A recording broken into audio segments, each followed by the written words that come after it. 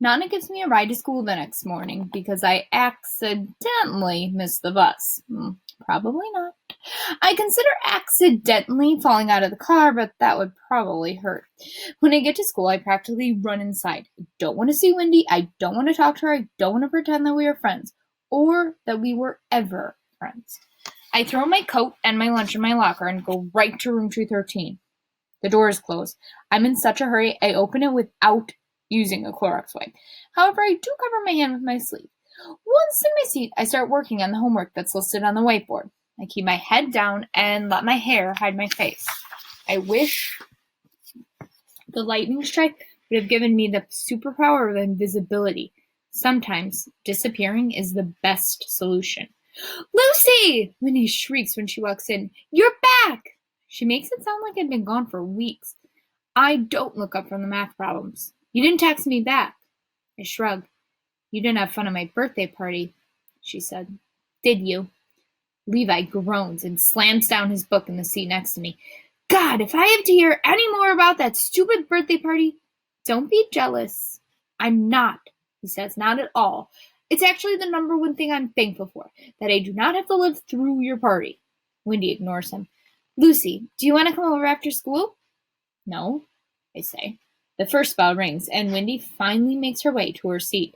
She doesn't say hi to Maddie, and Maddie doesn't even look at Wendy. Mr. Stoker starts class with a review of the homework. He asks for someone to give the answers to the second question, and Maddie raises her hands. I don't have the answer, she said. I just want to say that Lucy Callahan should not be in this class. It's not fair to the rest of us. She's already taken this class. She's taken high school classes. Why is she here? That is not appropriate, Mr. Stokorns. Keep those opinions to yourself. Maddie makes pouty duck lips and rolls her eyes, basically sharing her opinion without talking. And for the first time, I realize I don't care what she thinks. Well, I agree with Maddie, Jennifer says. It's not fair. She smiles back at Maddie, who nods. This class is for 7th graders. You all belong here. Mr. Stoker speaks slowly in his deepest voice. I'm uncomfortable working in front of her, Maddie calls out. You'll have to get over that, Mr. Stoker says. He taps the marker against his palm. She messes up the class curve. I don't grade on a curve. She makes fun of me for not understanding this baby class math. Maddie continues. She makes fun of all of us. I do not. I've never said anything. Leave her alone, Wendy says. She doesn't make fun of you. Excuse me. If anyone interrupts me again, Mr. Stoker snaps, we will be having this conversation after school. Thank you. He turns back to the homework problem, and the class is finally quiet. I ignore the lesson and Mr. Stoker. Maddie has successfully ruined my favorite class. Instead, I doodle in my notebook.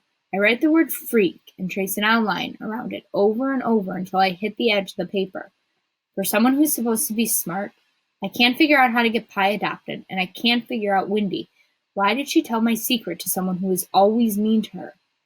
She chose Maddie over me. Maddie. But to be fair, Lucy, Wendy also defended you when Maddie was teasing you at the party. I put my arm across my desk and lay my head down. I'm useless. Then I hear Maddie say my name with her usual disgust. I look up. Enough, Madison, Mr. Stoker says. I've warned you. You were staying after school to discuss this. But Maddie keeps talking. I find it very insulting when Lucy acts like this class is beneath her. She doesn't belong here. Shut up, Maddie, Levi says. Levi, none of that. Mr. Stoker points at him like he's accusing someone in court. Just stop, Wendy says. Please. I will not stop. Maddie sits up straighter. She thinks she's better than us. I can't believe. What do you want from me? I shout, and the entire class freezes. Personification. Even Wendy and Levi. Even Mr. Stoker. I'm good at math, but what does that matter? I point to the whiteboard at the problems that Mr. Stoker was in the middle of explaining. Number 7, x equals 11. Number 8, x equals -1. Number 9, x equals 5. I give all the answers. Mr. Stoker doesn't look surprised. Lucy, you don't have to. Yes, I do. Shove my chair back and get up. In 3 steps, I'm standing in front of Maddie. She shrinks into a chair. I've never scared anyone in my life. Not until now. What's your phone number? She tilts her head like Pi does, but it's not cute on her. What is your phone number? I scream. 555-993-9225. The sum is 54. The product is 5,467,500. The square root is 5,559,939,225 is the square root of that is 74,565.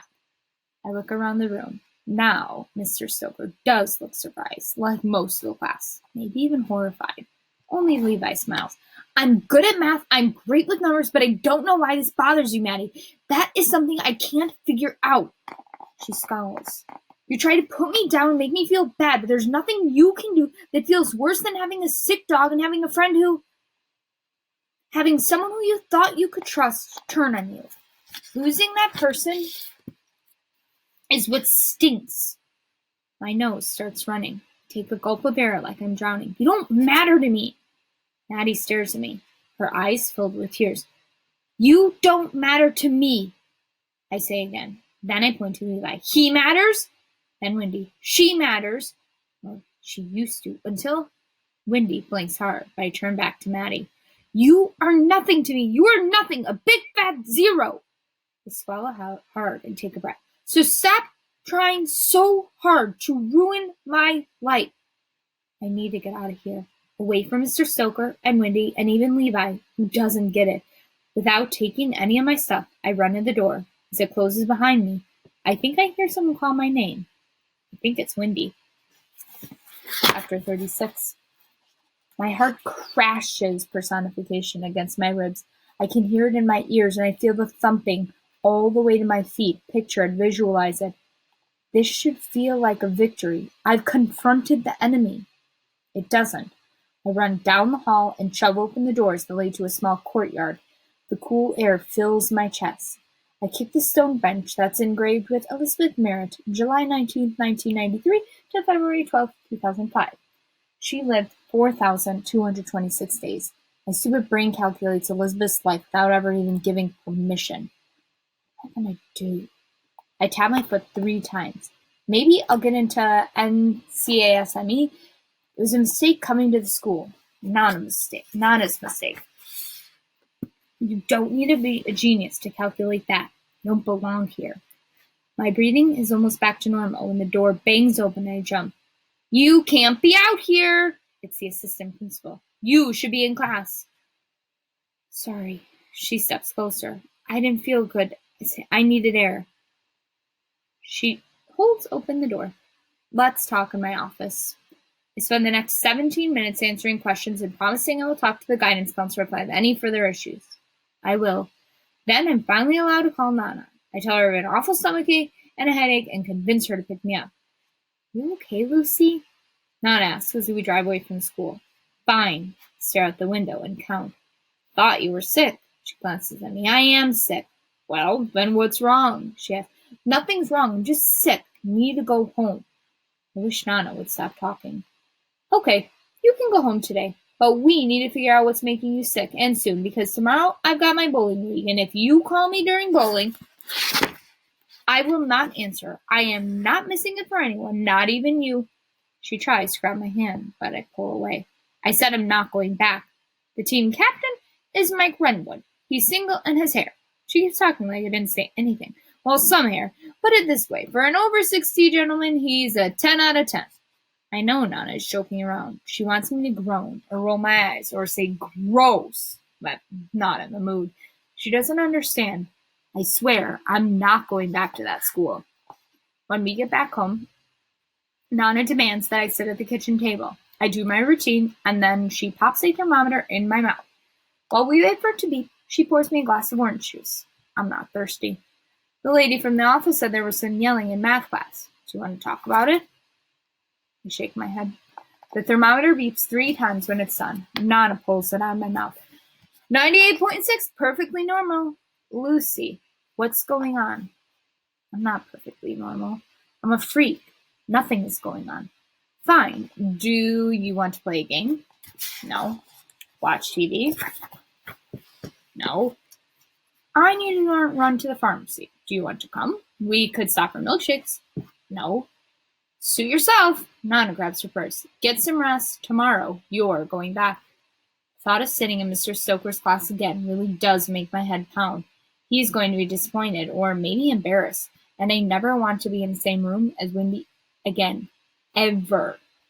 I watch from the window as Nana drives off to the pharmacy or wherever. The apartment walls feel like they're pushing in. I pace 3 steps to the right, 3 to the left, 3 to the right, 3 to the left. The air stinks of kitchen trash. I'm gagging. I stomp to my room and slam the door. No one is around to hear it. My computer boots up and I get on math quiz. Not many people are in the middle of the day. Numberlicious is debating some simple trig in complicated terms. He or she is an idiot. He or she doesn't deserve to be here. Lightning Girl. Numb, you don't know what you're doing! Exclamation point. Hey LG, what's up?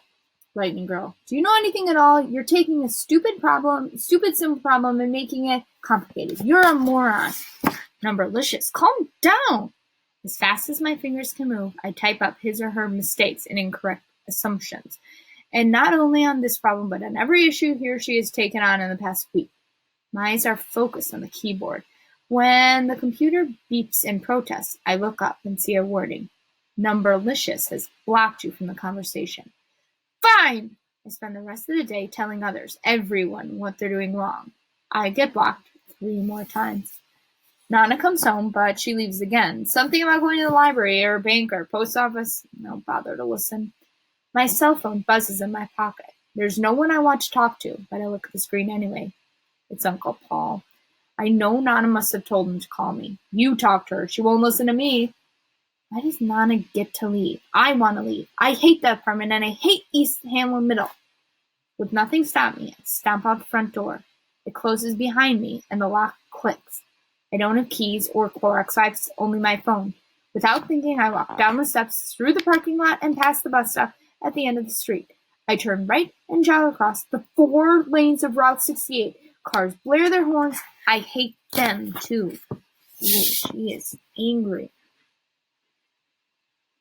This area of town isn't meant for pedestrians. You know, it's like busy traffic. There's probably not any sidewalks. I tread through the knee-high weeds, stepping over bottles and other garbage, heading to the pet hut. Not that I planned this. There's no way to accurately calculate how long it'll take me. I don't know the exact distance or my walking speed. Doesn't matter. I have nowhere else to be. The strip mall I pass is vacant, empty, except for a pawn shop. A guy stands outside smoking. He waves with his free hand. I want to run. Instead, I recite the digits of pi to keep myself calm. 3.14159. It works. I walk faster, stumbling over trash and broken pieces of pavement, but then I come across the remains of a cat. Looks like it's sleeping, except for the dried brown stain beneath it. The blood is the color of number 55. I can't step over the poor cat. I'm frozen on the side of the highway. 3.14159265335. The world fades into a big rig truck whips by me. The wind trailing it makes me stumble backward. I pull out my phone. I call Levi. I'm scared, I say as soon as he answers. Lucy, what's wrong? Where are you? I tell him to 3 times. I'm going to the pet hut. Where are you?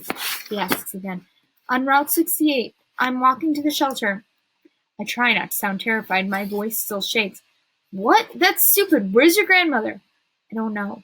I'm going to call Wendy and see if Cherish can pick you up. No, not Wendy. Lucy. Levi starts to say something, but I'm not listening. A navy blue car has stopped next to me. My stomach tightens. I don't recognize the car and can't see the driver. Someone's pulled over, I mumbled in the phone. Who? I don't know. Don't get in the car with anyone, Levi warns. I know that. I move away from the road, toward the chain link fence that surrounds the vacant lot. Are you okay? A woman calls out her window. Do you need a lift? No. The woman wears sunglasses and a smile. She isn't creepy in any way, but I still want her to leave. Just go. Lucy, what's going on? The woman puts up her window and pulls away. I squat in the tall grass, hoping no other drivers notice me. Lucy! I'm fine. My body feels full of energy that makes me want to fly. Stay on the phone. Okay. I make a wide circle around the dead cat. It's easier to breathe the farther away I get from it. Where are you exactly? Levi asks. In front of a place called True Natural Turf. The brick building looks like a prison with its chain-link fence and barred windows. Okay, I'm pulling up a map online. I walk quickly through the parking lot. My heartbeat echoes in my ear. You're over 2 miles from the pet hut, Lucy. The map says it'll take you 42 minutes to walk there. I can do it. In the distance, I see a sidewalk. Maybe the worst is over. Stay on the phone. I say it again. I'm not going anywhere. I believe him. Hey, I know what'll make you feel better. What? Math problems. Hang on a sec. I hear clicking in the background. I got one. Ready? Jane is counting her change. She has 2 more quarters than nickels, 5 fewer dimes than quarters, and 2 more pennies than nickels. The total amount is $1.86. How many coins does she have? 17. Jeez, you answered it before I could even scroll down, he laughs. Of course you're right. I know. You want another problem? Yes. Levi asks me question after question as I walk. They're mostly simple algebra or geometry, but they still distract me from the traffic and from thinking about Wendy. I answer 27 problems before I make it to the door of the pet hut. Don't walk home alone, he says. I won't, I promise. Text me later. Okay, thanks for... Yeah, no problem. He hangs up. Math has saved me again. Or maybe it was Levi. Chapter 37. Noah waves to me from the front desk. Wow, he's there a lot. A phone is tucked between his ear and his shoulder. The visit isn't planned, but I know exactly why I'm here. I need to see Pi. All the kennels are full of barking, snarling dogs. Pi isn't in one. He's the broken merchandise that's kept hidden in the back until it's time to throw it away. I open the door to the office. I don't even get a chance to worry that Pi may not be there. My dog runs right to me. His body wiggles with excitement. Hey, Pi! When I kneel down in front of him, he jumps up and puts his paws on my shoulders. His tongue swipes my cheek, which is disgusting. Why are you so happy? I ask him. Don't you know I've had a rotten day? It's like he does know. He nudges his nose under my chin over and over, trying to lift my head. Let's go for a walk. Grab his leash and his harness. Pi jumps and runs in circles, making it hard for me to get him clipped in. I finally get it. He takes the other end of the leash in his mouth. And I laugh. You gonna walk yourself? I don't think so. I wrestle my end free. We step out of the office and nearly knock into Noah. Sorry. No worries. He kneels in front of Pi and rubs his head. I'm glad you came to say goodbye. Claire's been freaking out all day whether she should call you guys or just let it be. What do you mean? I step back and pull the leash to my chest. Is someone taking him? Has he found a home? Noah's face changes. I know Pi isn't being adopted or given free to a good home. His time must be up. He is being picked up in the morning by animal control. No, I whisper, my throat tightens. Sorry. Noah reaches to stretch out to my arm, but I pull away. He's a good dog. You tried. He walks back to the front desk. Pi tugs on his leash. It's clear he really doesn't understand English. We're talking about his death sentence, and his tail is still wagging. In the distance, I hear Claire talking to Noah. This is my chance. I should run away with Pi. I walked here. I can walk home. I can save him. But even taking one step feels like too many. I turn and go back into the office. Pi isn't happy to be shut inside. He scratches at the door. Stop it! I snap at him. There's nothing for you out there. Nothing for either of us. Pi keeps pacing and digging to get out. Please stop. He whines. Stop! And he does for a second. I notice the black spot in his back. When I met him, I thought it looked like a lightning bolt. I thought it was a sign. But it really looks more like a Z. My phone vibrates, but I ignore it. Slamming it down on the desk, Pi stares at me with his head tilted. It's not cute and curious. It's the cancer. I'm suddenly very tired. I can't even find the energy to cry or to care about bacteria and germs. I kneel down and crawl under the desk. My green and yellow sweatshirt is balled in the corner. I curl my knees to my chest and lay my head down on top. Pi wiggles his way in. He rests his chin on my shoulder. He's quiet and still. Maybe for the first time ever. But somehow, I know he's doing it for me. He wants me to feel better and not be sad. He should be selfish and trying to escape, not cuddling up to me. I wrap an arm around him. We both close our eyes. The digits of pi swim through my brain. Personification. At first, they're bright, and they dim. My world is quiet, except for the deep breathing of a dog. A tap on the shoulder wakes me up. I jump and hit my head on the bottom of the desk. Pi's rapid-fire tail bangs against my feet. Did you have a good nap? Anne asks. No. She offers me her hand and helps me out from under the desk. My knees and elbows and back ache. I glance at the clock on the wall. It's only 5:10. I've slept less than 30 minutes. Claire stands behind Nana. She forces a smile. I tap my toe 3 times and use globs of hand sanitizer.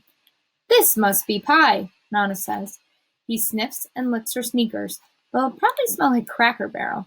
She doesn't reach out to touch him. Nana doesn't like animals. She's 66 and has never had a pet in her life. Yeah, this is Pi. Can we keep him, please? I ask, knowing that I sound like a whiny little kid. Lucy, Nana says, which means no. You're gonna kill him. Claire sighs and closes her eyes. I wait for her to correct me. She doesn't. She's probably thinking, I'll never let kids volunteer here again. Too much trouble. Let's go home, Lucy. It's been a long day. Nana gently takes my elbow. I pull my arm away like she's hurting me. I can't leave him, I shout. Do you want me to take the dog outside? Claire asks Nana. His name is Pi, I said. I know, Lucy. Claire keeps her voice calm and soft. I love him too. I know you don't believe that, but I do. I want to be mad at Claire. I want to hate her. I can't. It's all I have. The words come out with tears, and I'm ashamed right away. My chopped liver. Nana tries to joke. That makes me cry harder. Nana and Uncle Paul and math were once enough. I want to go back. 79 days before I cared about Pi and Levi, and definitely before Wendy. Nana turns to face Claire. Pi's going to animal control tomorrow? I'm sorry, Claire says. Can we keep him overnight? Nana asks, and I'll bring him to animal control first thing in the morning. I'd like to give Lucy time to say goodbye. You think that's a good idea? Claire says. Honestly, I don't know. It's probably not. Maybe I should just rip off the Band-Aid now. Meaning just take Lucy home without Pi. No, say, let's take him home. It's a good idea. It gives me one more night to find him a real home, and maybe Nana will change her mind. She might fall in love with him and want to keep him. We'd have to move apartments to someplace that allows pets. It's all unlikely, but not impossible. It's only one night, Nana says, as if reading my mind. I know. Sometimes one is the perfect number.